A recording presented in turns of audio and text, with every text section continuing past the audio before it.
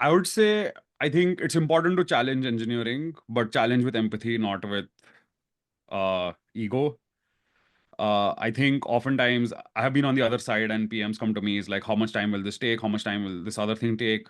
And sometimes I'm like, you can go and read up on this technology on your own before you come to me and ask me for a timeline. Like, I think sometimes I've seen PMs over index on meeting people, not realizing how much time it is wasting for engineering. And on the engineering side, I have also seen like them being more kind. I think that can also help, like understanding, like, okay, this person does not understand this. But I think it is somewhere in between where both sides need to have more empathy towards each other.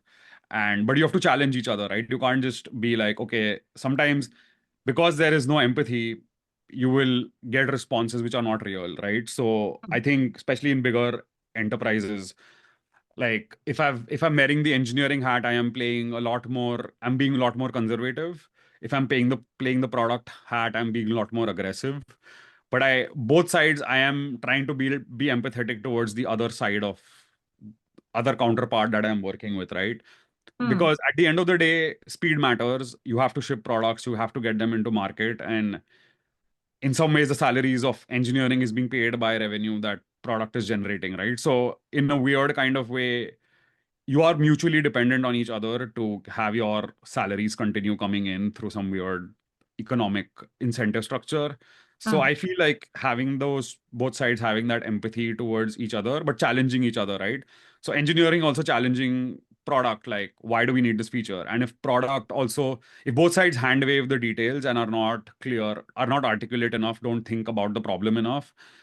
Usually it's like I've seen it come across when there's a lot of shallow thinking on both sides, and Hmm. it just becomes an ego battle, like, oh, I'm more superior to you, I'm more senior, hence do this.